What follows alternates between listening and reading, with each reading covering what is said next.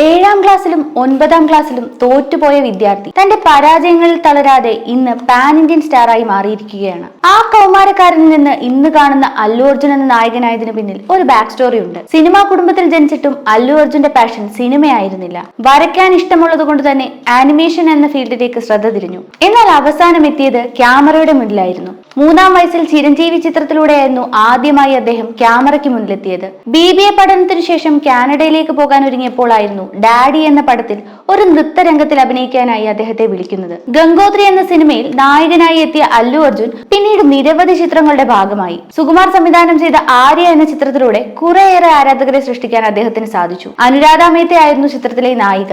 രവി തേജ, പ്രഭാസ് തുടങ്ങിയ നടന്മാർ നിരസിച്ച ചിത്രമായ ആര്യയിലൂടെ അല്ലു അർജുൻ ലഭിച്ചത് സിനിമയിലേക്കുള്ള ഒരു ഗോൾഡൻ ഓപ്പർച്യൂണിറ്റി ആയിരുന്നു. VV വിനായക് സംവിധാനം ചെയ്ത ബണ്ണി എന്ന ചിത്രവും മികച്ച വിജയം നേടിയിരുന്നു. പിന്നീട് happy be happy, Arya 2, Badrinath തുടങ്ങിയ നിരവധി ചിത്രങ്ങളിൽ അഭിനയിച്ചു. ബദ്രിനാഥ് എന്ന ചിത്രത്തിനു വേണ്ടി മാർഷൽ ആർട്സിൽ തീവ്ര പരിശീലനവും നടത്തി. അവിടെ നിന്നായിരുന്നു സ്റ്റാറിൽ നിന്നും മെഗാ സ്റ്റാറിലേക്കുള്ള അദ്ദേഹത്തിന്റെ വളർച്ചയും. ചെറുപ്പം മുതൽ ആയോധന കലകൾ പഠിച്ചതുകൊണ്ട് തന്നെ അസാമാന്യ മെയ്വഴക്കവും സ്റ്റൈലിഷ് ഡാൻസും ഒക്കെ അദ്ദേഹത്തിന്റെ പ്രത്യേകതയായിരുന്നു. എന്നാൽ ഒരു ഗുരുവിന്റെ കീഴിലായിരുന്നില്ല അദ്ദേഹത്തിന്റെ നൃത്ത പഠനം.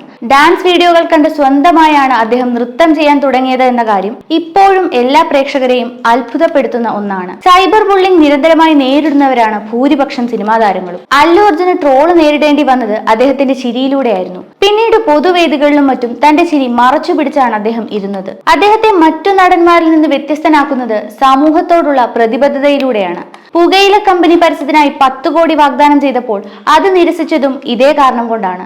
ഐക്കോണിക് സ്റ്റാർ എന്നും ബണ്ണി എന്നും വിളിച്ച അല്ലു അർജുന്റെ ചോക്ലേറ്റ് ഹീറോയിൽ നിന്നുള്ള ട്രാൻസിഷൻ പ്രകടമായത് സുകുമാർ സംവിധാനം ചെയ്ത പുഷ്പ 1 റൈസിലൂടെ ആയിരുന്നു. രശ്മിക മന്ദാന നായികയായി എത്തിയ ചിത്രം മികച്ച വിജയം നേടിയിരുന്നു. ചിത്രത്തിലൂടെ ബെസ്റ്റ് ആക്ടറിനെ ലീഡ് റോൾ എന്ന കാറ്റഗറിയിൽ അദ്ദേഹത്തിന് നാഷണൽ അവാർഡും ലഭിച്ചു. അന്ന് ഹിറ്റായ ആ ചിത്രത്തിന് ശേഷം പുഷ്പ 2 ആണ് പ്രേക്ഷകർ വളരെ ആകാംക്ഷയോടെ കാത്തിരുന്ന ചിത്രം. ചിത്രത്തിന്റെ 2ാം ഭാഗമായ പുഷ്പ 2 ദി റൂളിലും സംവിധായകനും സുകുമാർ തന്നെയായിരുന്നു. അല്ലു അർജുൻ, രശ്മിക മന്ദാന എന്നിവരെ കേന്ദ്ര കഥാപാത്രങ്ങളാക്കിയെടുത്ത ആ ചിത്രം സമ്മിശ്ര പ്രതികരണങ്ങളിലൂടെയാണ് തിയേറ്ററുകളിൽ ഇന്നും തുടരുന്നത്. എന്നാൽ ഇപ്പോൾ പുഷ്പ 2വിന്റെ മുഴുവൻ വീഡിയോ യൂട്യൂബിൽ അപ്ലോഡായെന്ന വാർത്തയാണ് പുറത്തുവരുന്നത്.